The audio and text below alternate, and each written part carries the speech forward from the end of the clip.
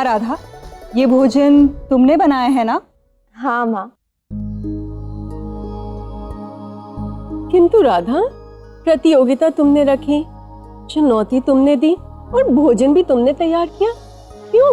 नहीं काकी, भोजन तो दाऊ ने ही बनाया, मैंने तो बस थोड़ी सी सहायता की। परिश्रम दाऊ का और स्वाद मेरा।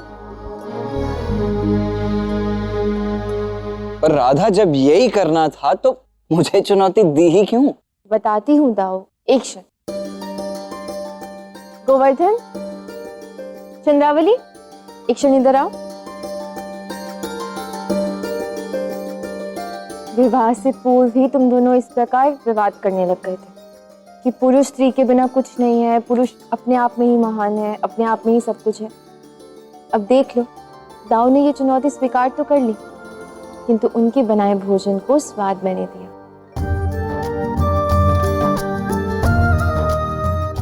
जीवन भी कुछ इसी प्रकार होता है, पुरुष और स्त्री मिलकर उसे बनाते हैं। कोई छोटा या कोई बड़ा नहीं होता, दोनों समान स्तर पर होते हैं। अब जैसे एक बैलगाड़ी के दो पहिए, एक बड़ा और एक छोटा हो तो उस बैलगाड़ी का कभी संतुलन नहीं बनता, वो बैलगाड़ी कभी नहीं चल सकती। इसी प्रकार विवाह की बैलगाड़ी के दो पहिए, एक पुरुष और एक स्त्री, दोनों समान होने चाहिए, तभी संसार और गृहस्थी की बैलगाड़ी आगे बढ़ती है। प्रतियोगिता से प्रतिकार की भावना को बल प्राप्त होता है और प्रेम से परिवार को।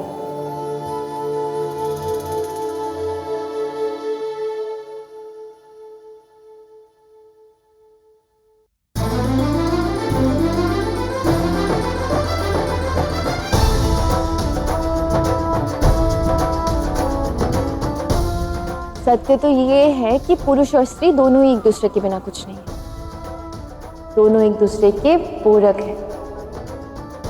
तुम दोनों को सुखी वैवाहिक जीवन का ये महत्वपूर्ण पाठ पढ़ाने के लिए मुझे ये खेल खेलना पड़ा।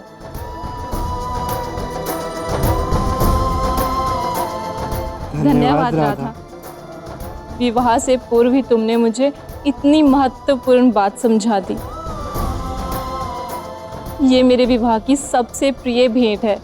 बहुत बहुत धन्यवाद राधा।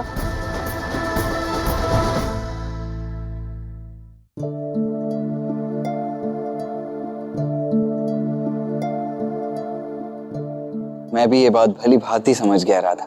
वो तो ठीक है, किंतु आपने ऐसा सोच भी कैसे लिया कि राधा अपने दाऊ का अपमान होने देगी?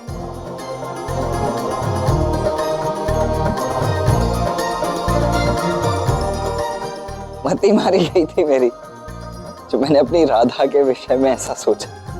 तुम ऐसा कदापि नहीं कर सकती राधा, तुम तो देवी हो, देवी। दाऊ,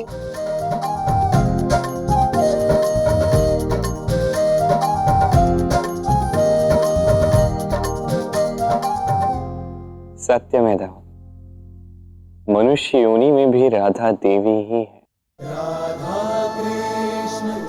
उसका हर कर्म कितना पवित्र है, हर विचार कितना शुद्ध है। अद्भुत।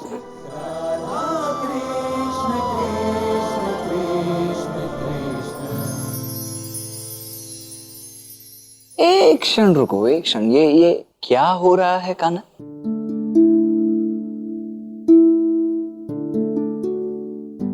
कान्हा, ये हो क्या रहा है?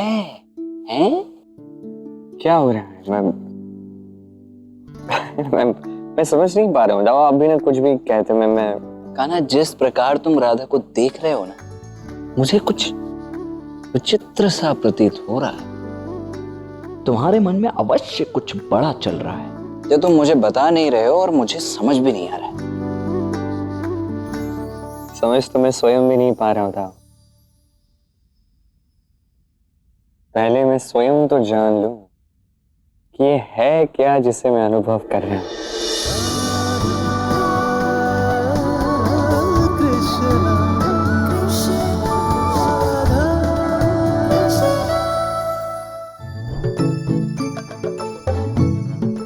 अरे ऐसे कैसे जा सकते हैं आप सब? हमारी चंद्रावली की इच्छा कौन पूरा करेगा? मेरी इच्छा? किंतु मेरी कौन सी इच्छा? अभी बताता हूँ। देखो बात ये है ना कि इतना भव्य विवाह हम आयोजित कर रहे हैं, तो मुझे पूरा विश्वास है कि चंद्रावली के मन में ये इच्छा अवश्य होगी कि इस विवाह में नाच गाने होने चाहिए। क्यों चंद्रावली? तो आज की रात्रि हम संगीत और नृत्य का आयोजन करेंगे। इससे हमारी चंद्रावली की इच्छा भी पूर्ण हो जाएगी और इस उत्सव में और आनंद आएगा। क्यों चंद्रावली? अरे देखो देखो तुरंत हाँ हाँ कह रही है। मैं जानता था इसके मन में यही चल रहा है, मुख देख के ही समझ गया था। देखो बात ये है ना चंद्रावली, तुम मेरी सखी हो, तुम्हें मैंने वचन दिया था कि तुम्हारे विवाह में कुछ भी कम नहीं होने दूंगा, कुछ भी। केवल तुम्हारी इच्छा पूर्ति के लिए चंद्रावली आज उत्सव मनाया जाएगा। किंतु मुझे तो निद्रा आ रही है और कृष्ण नृत्य की बात कर रहे हैं। हाँ तो आज हम मनाएंगे नृत्य और संगीत। इसी बात पे तालियां बजाइए।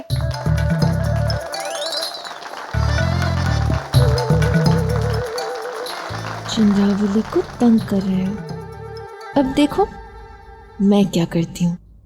अब काका आप मना मत कीजिएगा।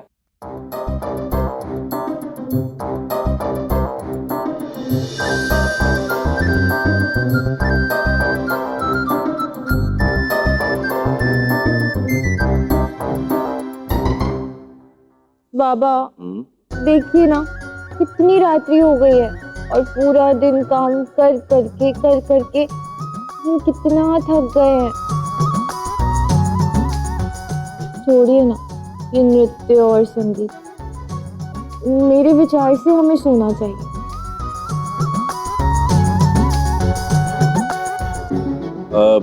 पुत्र, हम ये सब कल भी तो कर सकते हैं।